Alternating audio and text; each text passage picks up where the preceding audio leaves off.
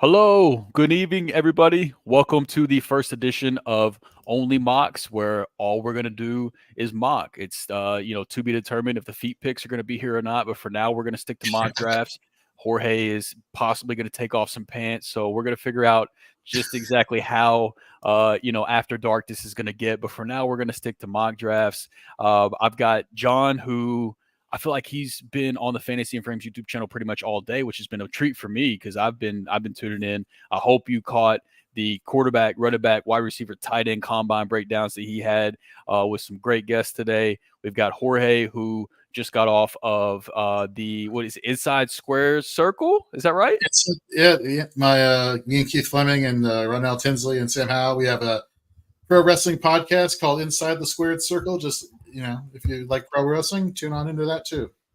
Yeah, absolutely. So we got a nice crew on screen, and then as well as some great mock drafters here joining us for the actual mock draft. We got some guys like Jeff from Going for Two here in the chat, and a bunch of other friends and family of Fantasy and Frame. So appreciate you guys hanging out with us tonight. We're gonna kick it off with a Superflex. Hold on, there go.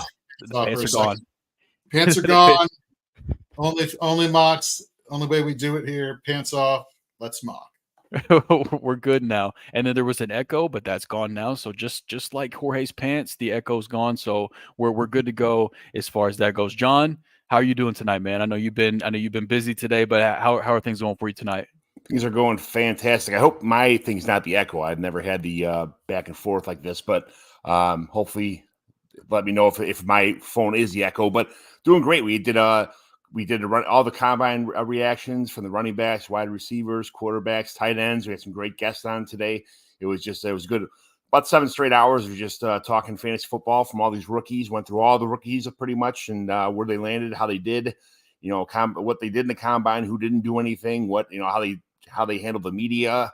Anything you could talk about whatsoever to do with the entire combine was what we did all morning long. So it was absolutely fantastic.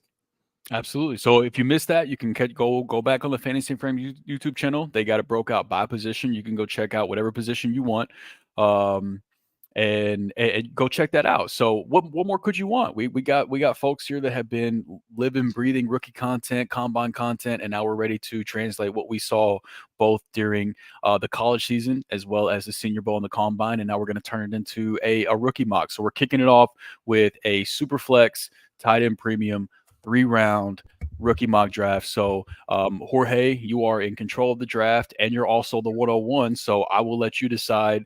Your pants are already off, so I can't really ask you to do that, but I'll let you decide when you want to kick the draft off and get us rolling. I know the good folks here in the draft have been waiting. So roll. All right, let's get this rookie mock going. Let's see here, Chris. Start mock. Okay. So I know we're talking Superflex. I know we're talking tight end premium, and we are talking a full PPR. And I know everybody wants to say go quarterback in the Superflex early. I disagree. Right. I want to go for the player that is probably the most guaranteed to have the most success fantasy-wise. I'm not thinking about this strictly just from an NFL mock draft. I want to think about this. How does this help my fantasy team? And it doesn't get much more of a sure bet than Marvin Harrison. So that's why I'm going with the 101. That's a fair bet. That's a fair bet. So John, if you were at the 101, would you feel differently, or are you fading the quarterback at the top of the draft as well? No, me and JT and Alan Sosowski had this actual conversation this morning on our first episode talking about who to take in the first round. Some of it has to do with team build. If you already have Josh Allen and Patrick Mahomes and Trevor Lawrence as your 3 quarterbacks in Superflex, you're not looking to add a quarterback. There's trade value involved in having a good quarterback too. You get a lot more for a quarterback than a wide receiver. But again, that depends on your league with your scoring settings. How many, what is it a 1.5 for wide receiver? Is there tiered scoring? Some people have only a half point for a running back, a full point for wide receiver. That sometimes it's 1 point for everyone. There's a lot of factors that go into the decision, but I would say we've had a lot of one-on-one quarterbacks that fell right in our face. In these drafts, people say that having Caleb Williams is nothing more than having Justin Fields. They're mirror images of each other almost. So there's no right or wrong answer here, but if you think that the sure thing, which a lot of people do believe Marvin Harrison is a sure thing, then go with Marvin Harrison. There's no problem taking Marvin Harrison in my eyes at all. Yeah, no, I agree. I agree. So just coincidentally, no Hollywood Titan friend of Fantasy and Frames. He said his app is locked and he can't get in the draft. Well, that is super unfortunate. Just asked him, however, who he wants in the first and the second pick overall. So insert filler conversation topic. If not, we'll make the pick for him if the timer runs out. So it's only right that the first OnlyMOCKS draft, somebody gets locked out for inappropriate content, no doubt. Like Hollywood was probably having just all sorts of just degenerate shit in the comments that they got him locked out because he got excited by the name of the show. For me personally, if I'm at the 101, and I don't have the scenario that John laid out where I'm just stacked at quarterback, I'm still taking Caleb Williams. I'm comfortable with him as the QB1 for me personally. And there's so much trade value with quarterbacks too. Like, if you look at the quarterbacks from last year, like even Anthony Richardson, who is a round 1 startup draft pick right now, and he played like 2.5 games total of his rookie year. But he showed so much in that limited amount of time, and quarterbacks hold so much value that I would be comfortable doing what Hollywood did here at the 102 and taking Caleb Williams. So, but I think Marvin Harrison is as sure of a receiver we've seen in quite some time in the draft as well. So I don't mind going that route, especially if you're already at a comfortable spot at the quarterback position. So we got Caleb Williams at the 102, and then Jaden Daniels follows that up at the 103. It'll be really interesting to see how these top quarterbacks play out, because there's a lot of varying opinions between Caleb Williams and Jaden Daniels and Drake May. And then even, one other quarterback we haven't talked about yet. I don't want to talk across the board, but there's another quarterback that's making a lot of noise. Talked about on the Combine show today earlier. I'm sure we'll talk about him shortly. So we got Marvin Harrison Jr. And then what I would say is the consensus top 3 quarterbacks, at least for now, off the board with the top 4 picks. That brings me at the 105. And I picked the 105 for this very strategic reason that I had have a small tier break here at the 105. And so I could just let everybody else make the decision for me. And I can take the last player left, which for me is Malik Neighbors. I mean, that's good because some people think that I've seen Malik Neighbors ranked over Marvin Harrison in some people's rankings. So there's nothing to say that Marvin Harrison, if you don't take Marvin Harrison, you just fell flat in your face, like you drafted wrong or you made a wrong decision. Who knows? Because we don't know the landing spots yet. We don't know where these guys are going to land. We have no idea what team they're going to be on. What if Harrison goes to the Patriots, or what if Neighbors goes to, what if Neighbors goes to, let's just say the Cardinals, and he ends up in a great situation. So you never know, right? As of right now, what with the information we have, Neighbors is probably the best pick at this point in time. Like, at 105. So let me ask you guys one question. Obviously, we said at the top of the show, we're thinking about this as a fantasy mock. We're not thinking about this as an NFL mock. But at what point in your rookie drafts do you, and Drew, we'll start with you, do you stop doing them side by side, looking at both a fantasy and an NFL mock, and then start to go more towards looking at talent versus landing spot? Do you get what I'm saying? I do. So at this juncture, I'm only considering talent because I don't know their landing spot. All I care about is what I, either what I saw on film and then what I can gather from the analytical and production profiles they put together in college.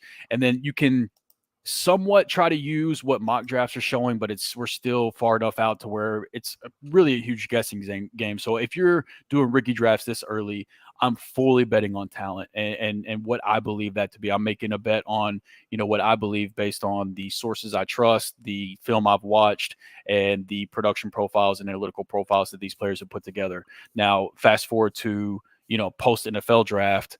For me personally, draft capital still plays one of, if not the biggest part in how I view rookie classes post NFL draft, because, whether we want to believe it or not, these NFL scouts are pretty good at their job. And over time that has shown to be true. Now, not to say that scouts don't get that they're perfect and they get nothing wrong, but, looking at historical data, overall draft capital has been a pretty good indicator of future success and at least future opportunity in the NFL. So post NFL draft, that plays a big part in it. If you're doing rookie drafts, pre NFL draft, Just trust the talent and don't try to project what the opportunity might be whenever we don't have any idea.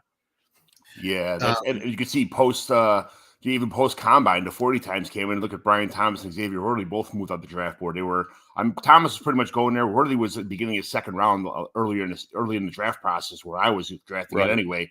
And now he's going 108 now. Is that 108? Yeah. So yeah, he went 108. Yeah. That's Troy Franklin and Brian Thomas were neck and neck pretty much the entire process where they used to be. So so John, while you're getting ready to make your pick here, a couple things, going to Jeff's pick here at the 110 with Keon Coleman. Here's where I have issues with the combine, and I'm sure and I know for a fact there are people a lot smarter than me who are able to draw correlations between the combine metrics and future success at the pro level, and some people who take that information and project that out to success for fantasy. But for me as outsider, look, my wheelhouse is analytics. I like looking at numbers. I like looking at metrics, and that's and then I looking at landing spot. That's my wheelhouse, and I accept it. I don't proclaim to be a scout. But what I will say is, look at somebody like Keon Coleman. Okay, had a faster gauntlet time than he did a 40 time. That to me sounds like that to me is more impressive than somebody like an Xavier Worthy who sets the combine record of running in a straight line. Am I crazy for thinking that? No, not at all. No, I don't think so. And Keon Coleman, 6'3", 215 pounds. You got somebody who's small running a fast 40. I mean, I'd be more impressed with the bigger guy doing all the rest of the drills, better than a smaller person anyway. So, right. We got a comment here from Jeff in the chat. What are y'all's thoughts on the amount of players that opted to skip some of the combine stuff, like Marvin Harrison, skipping even media and Caleb Medicals and Braylon Allen, 40 time, etc.? Will it be a trend? It's trending that way. 100%. It's trending that way. It's more and more people are skipping more and more. There's too much to lose. The way I look at this, there's too much to lose. You have to have your conditions on the right field conditions that you're used to.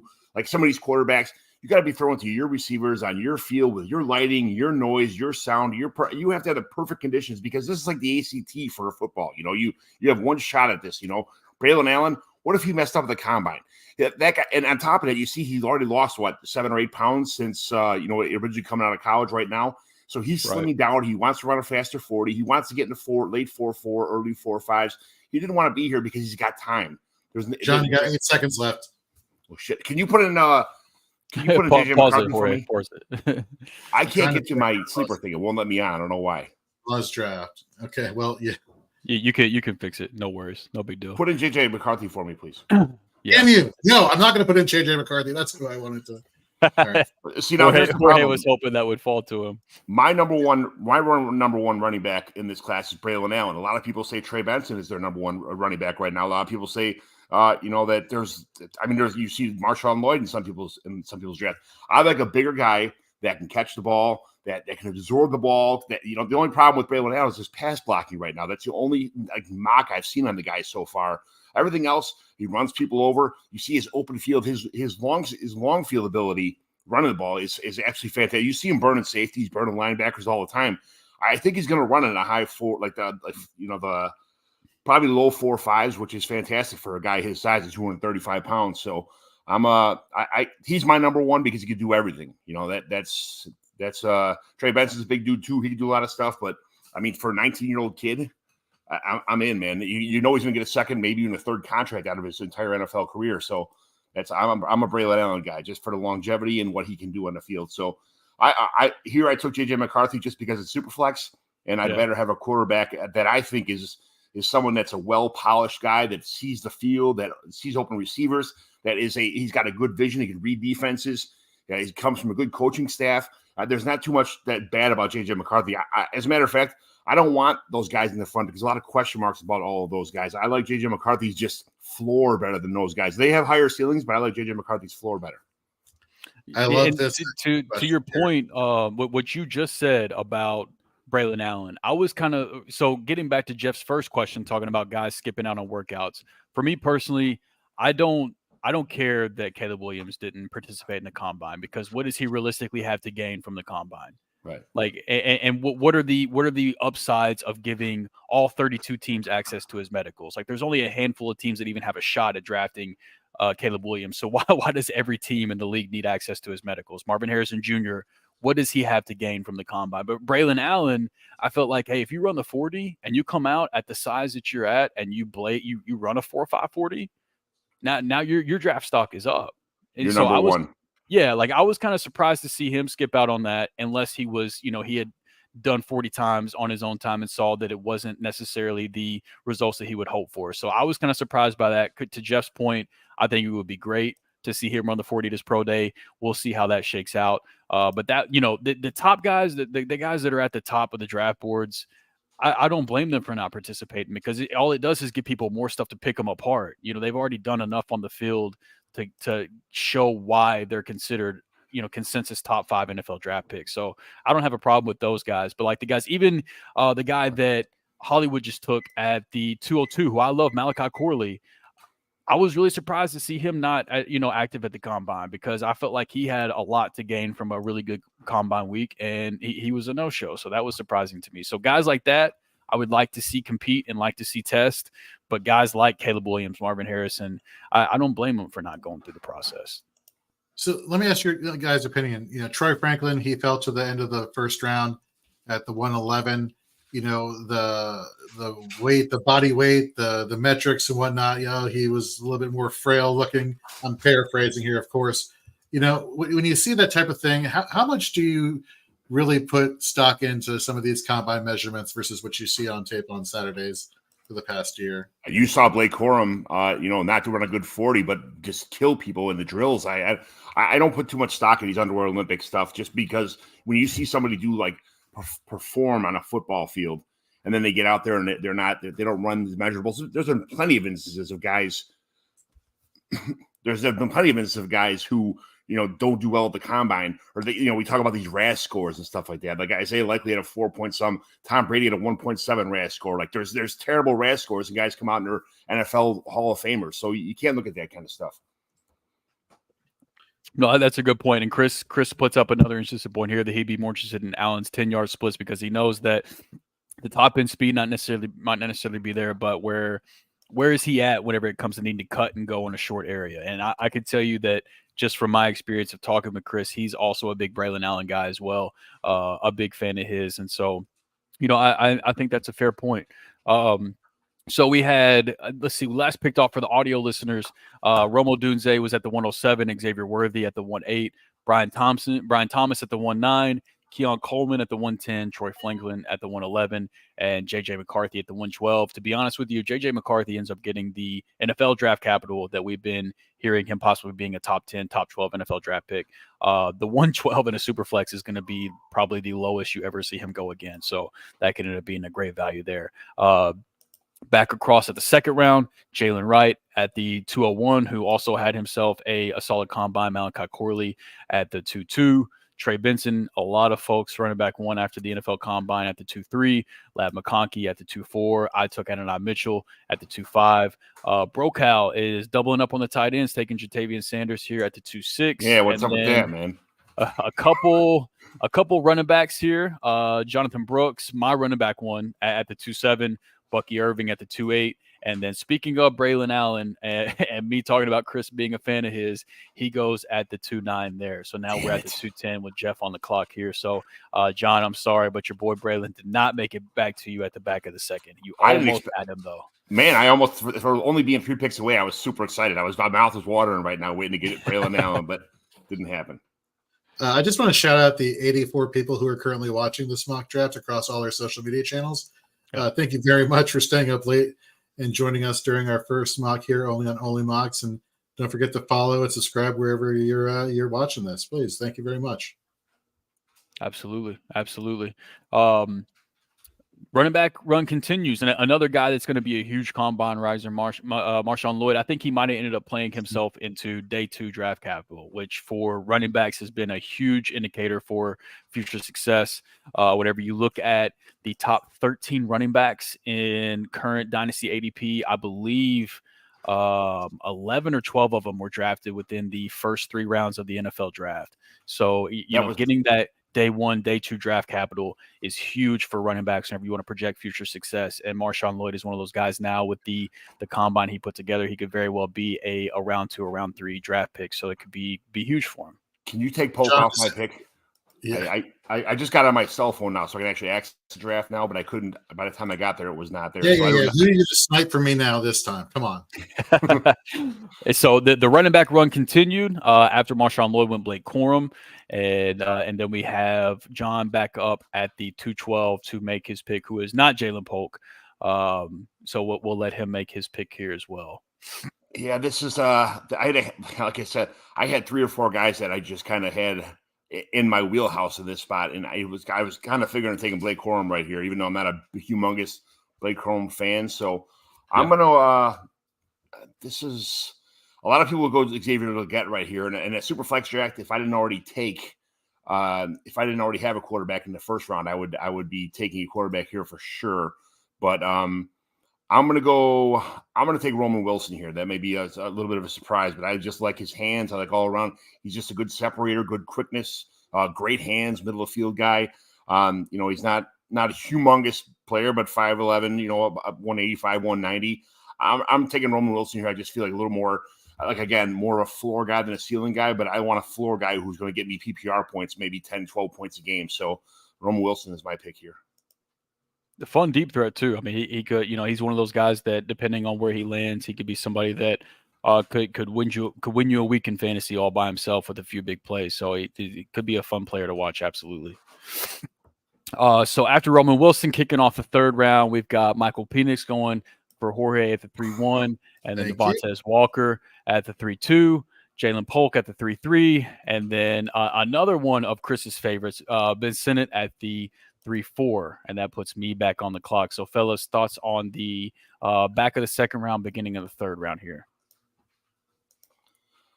I like the Ben Sinnott improved his draft capital, especially the Superflex, especially in a tight end premium, 0.75 or 2 points per reception for a tight end kind of deal. That's a pretty good setup right there. Tez Walker is someone I looked at. I like Jalen Polk, but I just like Roman Wilson a little bit better. So, and having Michael Penix, I don't like to say the Penix. It kind of makes me laugh all the time. So I'll say Penix. I think it's Penix anyway, but I think Michael Penix is a little bit. I say Penix for the meme, but I have no idea. This is literally only mocks. Like, if there's ever a show for it to be Penix, it's this one. Yeah, well, he had Alan on earlier this morning, and Alan called Michael Penix 11-inch. That's his nickname, or 12-inch, or foot long, whatever it was. What was it, John? 12-inch. 12-inch. He was calling him 12-inch. That's his nickname. That's hilarious, by the way. John taking AJ Barner, Cornelius Johnson at 312. I'd be happy with Brian Thomas Jr. Braylon draft as a competing team. Yeah, if you're sitting at the back of the 1st round, or if you're sitting at the back of your draft, meaning you have a relatively competitive team, and you land Brian Thomas Jr. and Braylon Allen, that's a solid start. So we have another good question from Jeff here. If you're a team that's in need of running backs, but you have a late 1st round pick, what are your thoughts on trading back to get multiple seconds to take a couple of those running backs? He clears that up with the next pick. So you've got a late 1st, trade back, get a couple seconds instead. What are your all's thoughts on that? In every dynasty league I'm in, coincidentally, I mortgaged a 1st round pick for other players and have been making trades behind the scenes. And I actually, in our Fantasy and Frames Dynasty League, Drew, I traded with Rhett. I gave away the 108 in a player to move into the 2nd round to have multiple 2nd round picks, because this is exactly why I want to stock up on these running backs. And then, these late round wide receivers who will prove to be a steal. So I definitely like that strategy, Jeff. I do that all the time. I like my guys, but if my guy's not there, I'll definitely trade back, especially this year, because I don't think there's wide receiver wise. And, if McCarthy was to fall in the 2nd round, because, which probably is not going to happen another couple of weeks, he's going to be nowhere to be found in the 2nd, 3rd, and 4th round. He'll be the 1st rounder for sure in almost every draft you're in. But if you can get, in the second round. Look at all this talent that fell to the second round. There's a handful of guys on the top of the board, but it is just filled, especially if you need running back. Because, I mean, if I can get, what is that, 9? I can get Braylon Allen and Brooks in the middle of a second round. I mean, I'd be super happy about that. Yeah, absolutely. I mean, for me personally, with JJ, I'm not a huge JJ McCarthy guy, and not to say that I think he's going to suck or anything, but it just whenever I watch the tape, I didn't see anything that screamed like high level starter. But if he gets that NFL draft capital, then I don't really give a shit what I saw on tape. He's going to be worth that, mid first round rookie pick just based off of being super flex and the draft capital alone. So I have him up in a tier with Brian Thomas and Xavier Worthy. They round out my top 10 personally. And then once you get past that top 10 for me, there is just a humongous tier of players of receivers that have they either have the analytical profile, but the tape isn't great, or they have the tape like a guy I took in the second round, A.D. Mitchell. His tape looks great, but his analytical profile sucks. You got some guys like that, and then you have a bunch of running backs like Jonathan Brooks, Braylon Allen, Marshawn Lloyd. Blake Corum is another guy I'm not a huge fan of. But look, if he's sitting there on day 2 and the Chargers are on the clock and there's no Austin Eckler, like I'm not going to be shocked if the Chargers spend day 2 draft capital on Blake Corum and then all of a sudden I have to change my tune a little bit. So I like the idea of taking those late first and turning them into some second round picks and trying to grab some of these guys. The running back group, it doesn't have, there's not a Bijan Robinson, there's not a Jahmyr Gibbs, there's not those guys that there were last year, but there is some solid depth that these guys are going to play a role at the NFL level. And it's just a matter of, I hope you don't have to do your rookie draft before the NFL draft because, for running back specifically, draft capital has been a huge indicator of future, at least playing time that could lead to potential opportunity and success. So I love the idea of taking those late first and turning them into multiple seconds. So after Penix or for, OnlyMOCKS case, Penix goes off at the 3-1. You got Devontae Walker at the 3-2, Jalen Polk at the 3-3, Bissonette at the 3-4. I took Javon Baker at the 3-5. You've got Theo Johnson at the 3-6, another guy who had a great combine. The tight end class is looking really interesting behind Brock Bowers. There's 3-4 guys that I think could be really interesting rookie picks. Xavier Legette at the 3-7, Bo Nix at the 3-8, Will Shipley at the 3-9, Ricky Pearsall, another guy had a great combine at the 3-10, Audric Estime, not so much of a great combine, but a guy that has solid tape out there at the 3-11, and then Spencer Rattler rounds out our 3-round mock here at the 3-12. So, can I say that I was sitting there waiting for Theo Johnson to fall to the 3-12 because I didn't think people were going to take him. I know he had such a good combine that it's almost impossible to that, but he was kind of not many people liked him. He was so far down on the draft process, and he was like a late 4th, early 5th round guy just a month ago, but he's a little bit. I mean, for a guy at 6'6", 259, he moved very well. I mean, he had a great. What did he have? Like 8 touchdowns last season or something, like 350 yards, 8 touchdowns on like 40 receptions or something like that. He had a really good senior season. So I expected Theo Johnson to fall, so I didn't take any wide. I would have took Ben Sinnott if I knew that Theo Johnson was going to not be here where I was at. So the reason I took Rattler, because I think Rattler he's a little bit undervalued right now.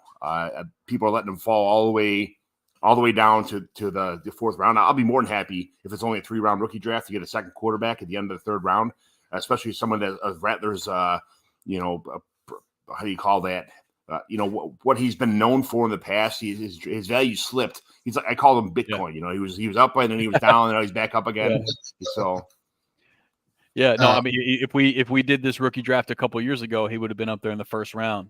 So 101 maybe. Yeah. So it's very interesting to see how his value has changed, and it'll be interesting to see how the NFL values him too. To see because he had himself a Senior Bowl as well, so it'll be interesting to see how that plays out. So now that we have 3 rounds in the books, Jorge, I'll start with you, and then John, I'll come to you as well. Rattler is more Dogecoin. So if Jorge, if you had to pick I'll give you an option, either overdrafted or underdrafted. Is there a value or somebody that was overdrafted in these first 3 rounds that sticks out to you? And then John, I'll come to you for the same question. Man, that's such a great question. I think I think Roman Wilson. I think you got great value that he fell to you that far, John. I think he should have been drafted a little bit higher, especially with with Jatavion Sanders not having the greatest combine. I kind of thought that. Well, Brocal, let's just call it what it is. Kind of missed the mark here on the mock on OnlyMOCKS today, which is okay. We'll have more. I know he was super excited to be on the mock. He'll be on there probably next time. But Roman Wilson for me, maybe honestly, comparing Adonis Mitchell and Roman Wilson. No, obviously, I'm trying to figure out where I would put Roman Wilson ahead of everybody else here. I think I would have probably, if I was Shia LaBeouf, taken Roman Wilson right there at the 109 and let Braylon Allen go there. Marshawn Lloyd is another player who I think was drafted late. And to your point, as far as what you were saying, as far as combine, as well as you look at his breakaway, run percentage, one of the top 2 running backs in college last year. In that metric, you want these big play running backs that have this big play opportunity. I think he's going to be a player that we're going to be talking about, after the draft. Can you imagine him in Baltimore with that explosive offense they have with Lamar Jackson? That would be ridiculous for fantasy. Anywho, those would be the 2 players I think were probably drafted later than I was anticipating happening. What about you, John? Anybody that sticks out that was drafted too high or not high enough? Keon Coleman is a glaring, flashing goal scorer red light to me because his contested catch rate is 30%. It's not very well. I think it's 33% or something like that. And to be honest with you, I don't know it offhand, but it's somewhere around there. And he had some drop issues before. For him to go in this draft in the first round at 109, I would never take Keon Coleman there. And obviously we know who my draft that went too far is Braylon Allen. I think Braylon Allen's the top of the second round pick. So those are my, if there was a seesaw, that would be the seesaw right there. Those 2 guys.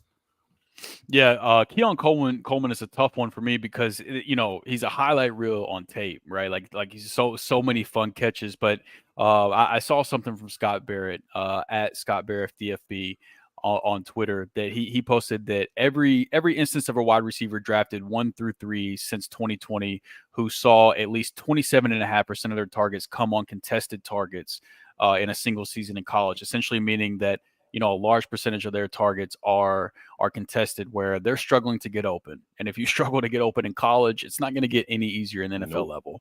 And this list of players drafted in the first 3 rounds since 2020 is essentially Nico Collins and a ton of busts. And so you're either betting on Keon Coleman being an outlier like Nico Collins was, or he's going to end up being a bust. So he's a very interesting guy for me, because I could see a team taking a shot on him at the end of the first round, and we know what type of teams are picking at the end of the first round. It's teams with good teams, good offenses, possibly good quarterbacks. Like if he lands in Kansas City or he lands in Buffalo, things are to get really interesting. And then you've got the whole fact that for whatever reason we didn't know this last year, but the gauntlet drill that teams run, or that players run at the combine. Apparently they were measuring who did that at the fastest last year and just decided not to tell anybody. But if you don't know, Puka Nacua was the guy that ran that fastest last year. And it's a fucking shame we didn't find out about that until this year at the combine. But then you fast forward this year, Keon Coleman is the guy that ran the fastest gauntlet.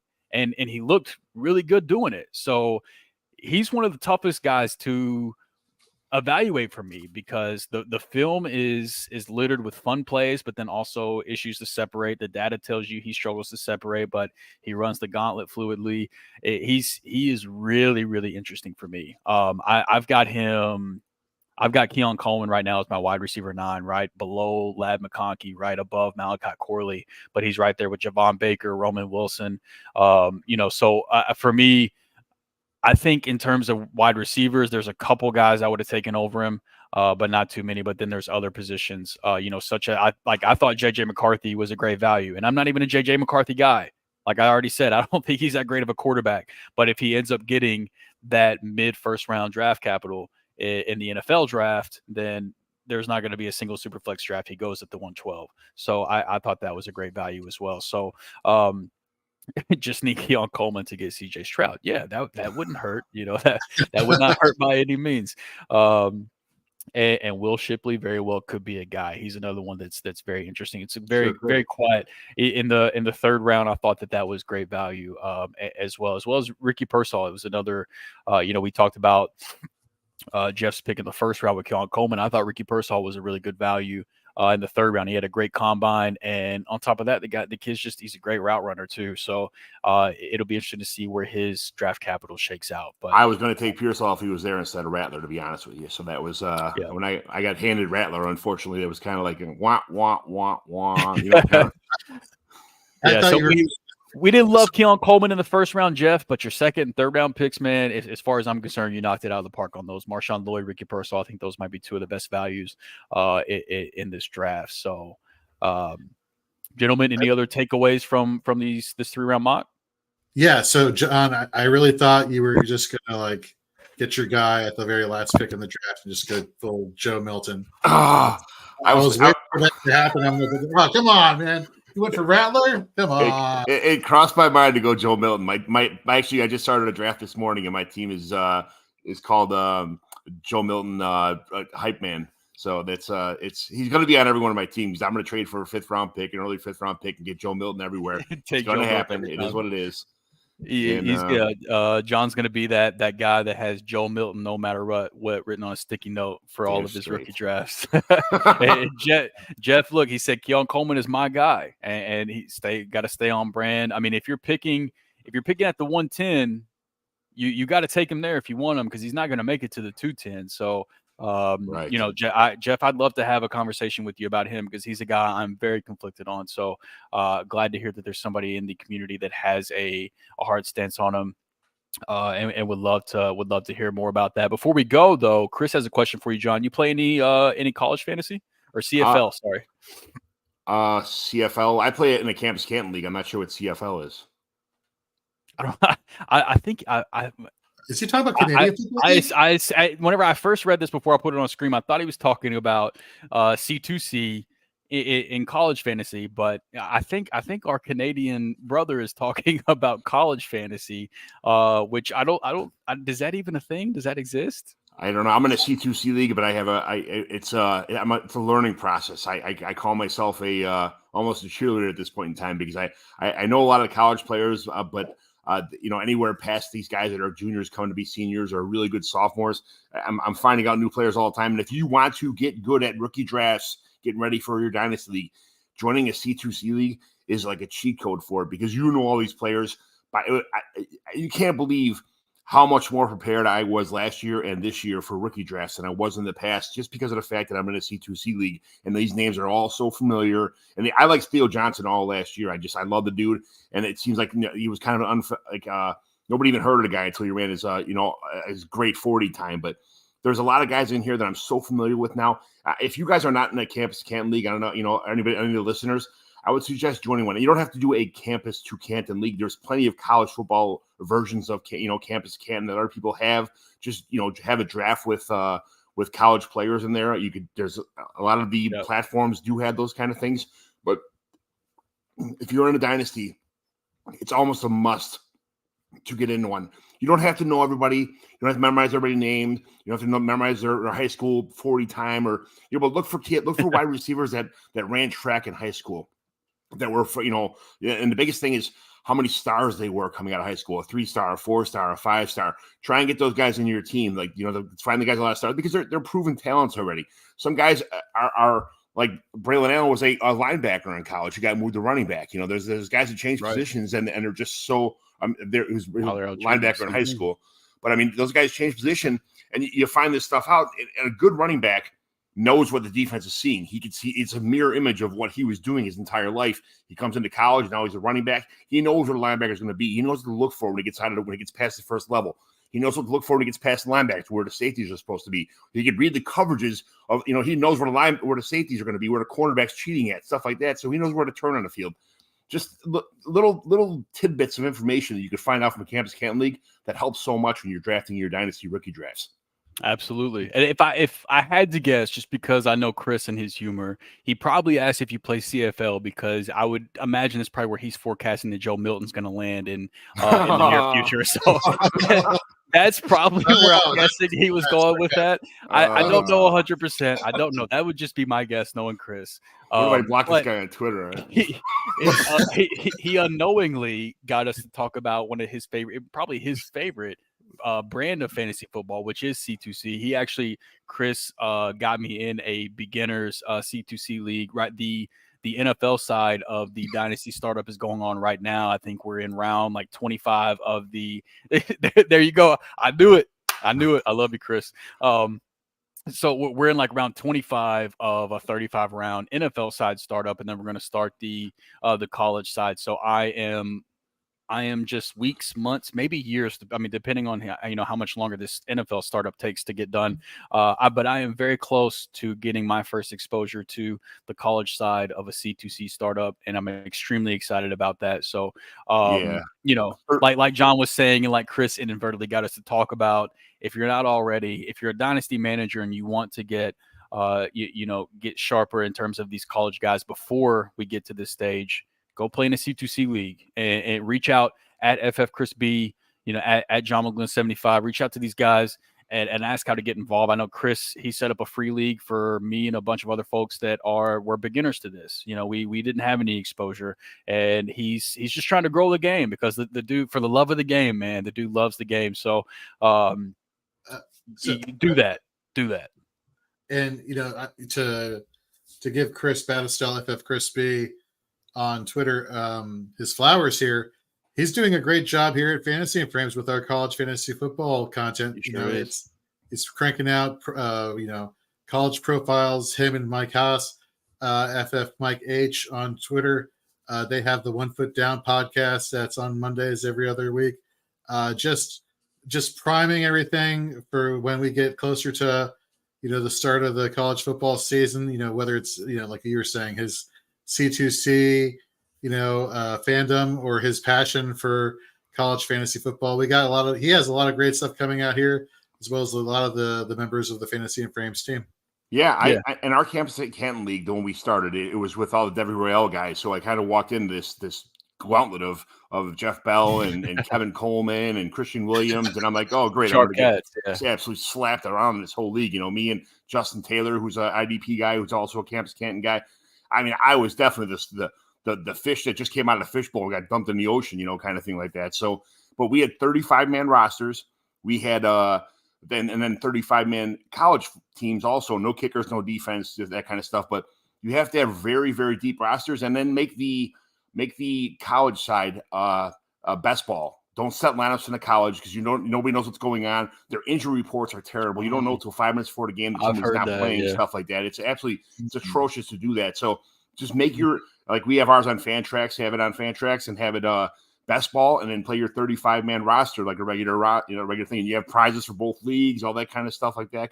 But it is fun. You don't have to, that way you're not setting lineup. You're not messing anything up. Doesn't deter you, but you can see who scored the most on your team. You can look at everybody else's team every week and see, like, wow, I lost to this guy. Who's this? Who's this Troy Franklin fella? Who's this guy? Who's this, right?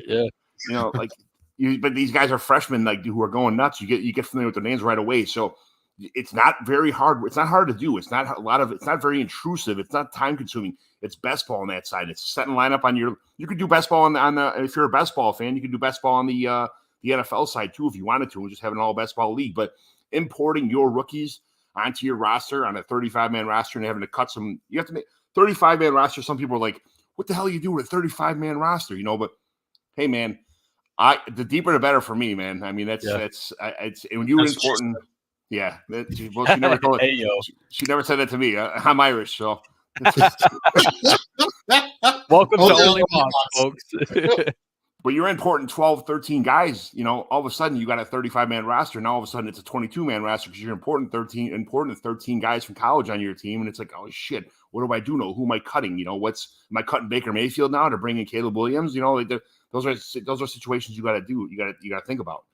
Right. Yeah. I mean, and that's a good point. If you 35-man roster sounds deep on the NFL side, but if you do the college side right, in 1 or 2 years, all of a sudden now you're sitting there like, man, I only have 35 roster spots. Like, what the hell am I going to do? I got to make room for these guys that are coming in, and now all of a sudden you don't have enough roster spots. So you leave some wiggle room there, and if you struggle on the college side, maybe you've got some more roster spots to burn. But I think going deep is the way to go.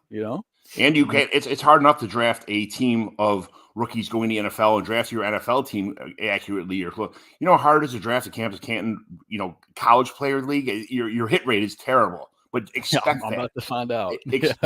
Well, if you guys got any room in there, let me know. I love those leagues, man. I'd love to get another one actually, but it's absolutely fantastic. Now that I'm in there, I'm kind of like that's why I talk to Jorge all the time. Like, do I get any IDP side of things? I'm not an IDP guy. It's kind of hard to get all these people's names down, but I love defense. I love the defense, but it's just there's so much other stuff going on. It's like, shit, what do I do? Well, I'm glad you brought that up, because Sleeper, one of the Sleeper, the app there, they do a lot of great things. One of the things I'm not a huge fan of is the fact that they don't really import rookie IDP players until after the draft. So you're kind of like stuck having to make your own spreadsheets and kind of like do things like that. But with OnlyMOCKS, you're going to get, after the draft, rookie IDP mock drafts. You're going to get startup mock drafts here on OnlyMOCKS. We're planning on doing this Tuesday, Thursdays, and some Saturdays. And also as much as you all want to see it. Speaking of wanting to see it, we really want to thank all 139 of you who are watching right now on a Tuesday night, close to midnight on the East Coast. So thank you very much. This is very humbling, and it means so much to all of us here. Absolutely. Yeah. Move to the Central Time Zone where it's nice, or the West Coast, something like that. It's only 9:30 there, but Central 10:40 in the Central Time Zone is actually perfect time to draft. So thanks for joining us, all you Central Time Zone guys. I NFL season, I always envy the West Coast guys. Just thinking about getting football at 10 a.m., like getting to wake up on a Sunday morning, getting football at 10 a.m., and then Sunday night football is at 5 p.m. instead of 7, 8 o'clock at night. Like, man, but what if you go to the game and you got a tailgate? You have to get up at 4 a.m. to get down to the stadium and get, that's I don't know about that, man. We're not complaining about getting a tailgate at 4 a.m. I mean, I guess that is a little bit early. I'll give you that. Yeah, that would be tough. So Calvin, or I believe this is BroCal, right here from our mock draft. As far as C2C leagues, I'll keep a look at it. If I see any openings, I'll shoot you a DM on Twitter. But what I can tell you is I know our man FF Chris B, he's been doing a lot of college fantasy best ball. They're already kicking off a lot of that this offseason. So if you want to kind of just get familiar with the game, hit FF Chris B on Twitter, hit him up and ask about that as well. That's in full swing. I know he's already balls deep in best ball drafts. I think I can say that on this show, right? So that's an option as well. But yeah, no, like Jorge said, man, just to echo his sentiments, we appreciate all 150 of you tuning in, checking out the mock draft. If you enjoyed what you heard, what you saw, please like the video on YouTube. It goes a long way in helping us out. Subscribe to the YouTube channel. We're going to be doing a lot more of these all off season, as well as we've got redraft content, we've got Dynasty content, we've got IDP content, we've got best ball content coming. I mean, whatever your interests are in fantasy football, we are going to bring it to you one way or another this offseason. Make sure to go over to the website, check out www.fantasyandframes.com. We've got free agency articles going up right now of some free agency previews of guys that haven't signed yet. That's right around the corner. And we've got our Dynasty rankings, our live rookie rankings are up, more to be coming there. Dynasty startup rankings. So if you got your rookie draft right now, we've got rookie rankings to get you covered. If you've got a Dynasty startup going on, we've got Dynasty startup rankings up that have you covered. So, whatever you need on that front, we've got you there as well. So make sure to check out the website. Subscribe to the YouTube channel, go follow us on Twitter. Any content we put out, it's going to be there as well. So, make sure to go there and check all that out as well. But in the meantime, we'll be back soon for my man John at John McGlynn 75, Jorge B. Edwards, boss man himself, at Jorge B. Edwards on Twitter. I'm Drew at Drew3MR. We appreciate you guys hanging out with us tonight. Hit us up, let us know. And until next time, for my man Chris, toodles.